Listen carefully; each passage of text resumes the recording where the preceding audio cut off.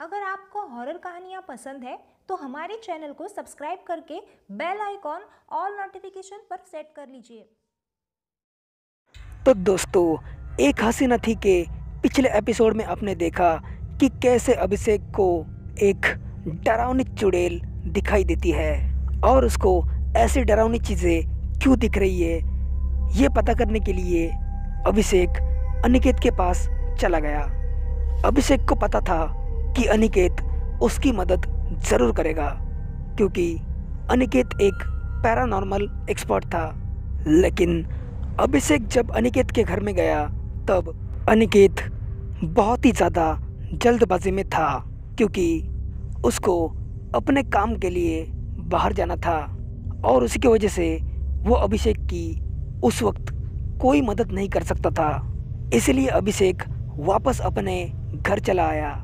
अब आगे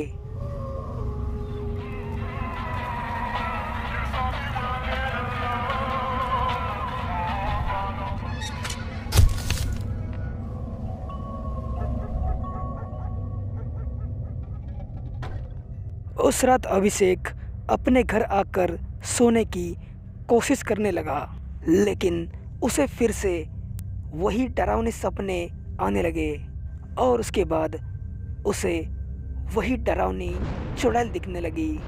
इसलिए अभिषेक उस रात ठीक तरह से सो नहीं पाया था। उसके दूसरे दिन अभिषेक जब ऑफिस में गया तब उसने उसके साथ जो प्रॉब्लम हो रही है वो सब आस्था को बता दिया।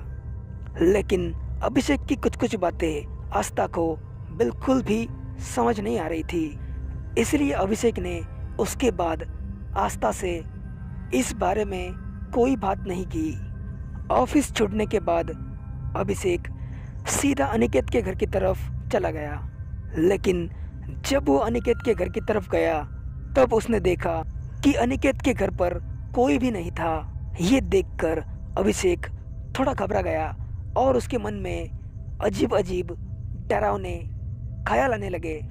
अनिकेत तो कल सूरज भैया की मौत का बदला लेने गया था, यानी कि उस यक्षिणी को मारने के लिए गया था। क्या उसने उस तांत्रिक बाबा से मिलकर उस यक्षिणी को मारा होगा? कहीं उस यक्षिणी ने मेरे दोस्त को तो नहीं मारा? नहीं नहीं, ये मैं क्या बोल रहा हूँ, ऐसा नहीं हो सकता। ज़रूर अनिकेत कहीं बाहर गया होगा। अब मैं कल ही आता हूँ। उसके बाद अभिषेक अपने घर की तरफ जाने लगा।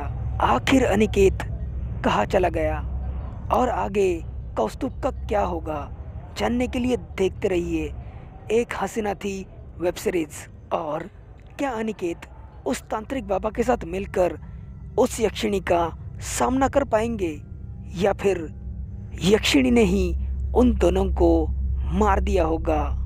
जानने के लिए देखते रहिए यक्षिणी वेब सीरीज।